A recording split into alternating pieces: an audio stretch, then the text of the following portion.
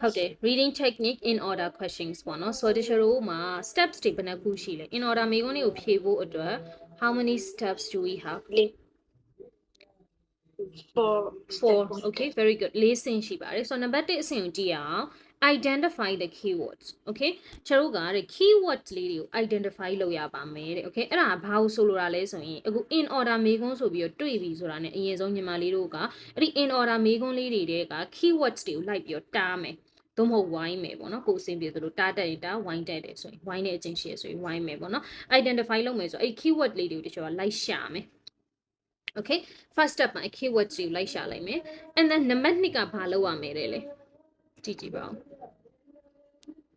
locate them in the passage yes ခုနကကြတော့ keywords တွေကိုတချို့က question ထဲမှာရှာခဲ့တာเนาะ question 1 2 3 4ဆိုပြီးရှိရတဲ့မှာ keywords လေးကိုတားခဲ့ပြီးပြီပေါ့နော်အဲ့တားခဲ့တဲ့ keywords လေးတွေကိုစာပိုက်မှာသွားရှာမယ်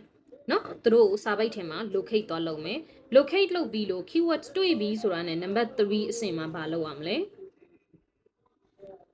read the question in details yes question ကိုအသေးစိတ်ဖတ်ပေးမယ်အဲ့တော့ဆိုလိုချင်တာကဒီ step 1နဲ့2နဲ့မှာတချို့တို့က question ကိုဖတ်เสียလို့လားမလို့เนาะမေးခွန်းဖတ်เสียမလို့အဲ့တော့ reading မှာတချို့ကဘာရေးကြည့်လဲဆိုရင်ဖတ်ဖို့လိုအပ်တဲ့အချိန်မှာပဲဖတ်မယ်နော်ဖတ်ဖို့လိုတဲ့အဆင့်မှာပဲဖတ်မယ်မလိုတဲ့အဆင့်မှာမဖတ်ဘူးတဘောကွာရှာမယ့်နေရာမှာရှာပဲရှာမယ်မဖတ်ဘူးနော်ဖတ်ရမယ်ဆိုတဲ့အဆင့်ကြမှာဖတ်မယ်ဒီမှာဆိုရင်ကျွန်တော် step 3မှာဖတ်ရတော့မယ် so keyword တွေ့ပြီဆိုတာ ਨੇ မေးခွန်းလေးဖတ်ပေးပါပြီးရင် step 4မှာတော့အဲ့ဒီမေးခွန်းကဘာလိုချင်လဲဆိုတဲ့အဖြေကိုကျွန်တော်ကအဲ့ဒီ passage ထဲမှာ keyword ရှိတဲ့နေရာကိုပြန်သွားပြီးတော့ရှာပေးမယ်ရမလား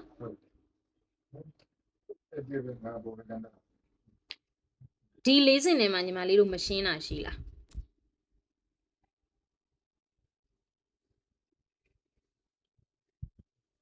ဒီအဆင့်၄ဆင့်ထဲမှာမရှင်းတာရှိလား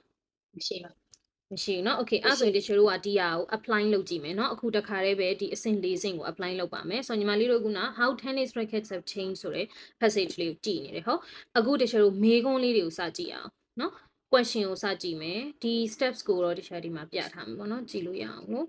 အဲ့တော့ question number 1 to 13နှစ်ခုလုံးကတချို့တို့အတွက် in order မေးခွန်းလေးဖြစ်နေတယ်ဟုတ်လားဟုတ်တယ်နော်အဲ့တော့ဘာလုပ်မလဲ number 1အစဉ် we have to identify the keywords right yeah okay so စရအောင် number 1ကနေ13ထိ73ထိကိုတချို့ keywords လေးတားပါမယ် number 1မှာဘာလေးကိုတားရင်ကောင်းမလဲ keyword ဆိုတာကစာပိုက်ထဲမှာအလွယ်တကူပြန်ပြီးရှာတဲ့ခါမှာတွေ့လို့လွယ်တဲ့စကားလုံးမျိုးတားမယ်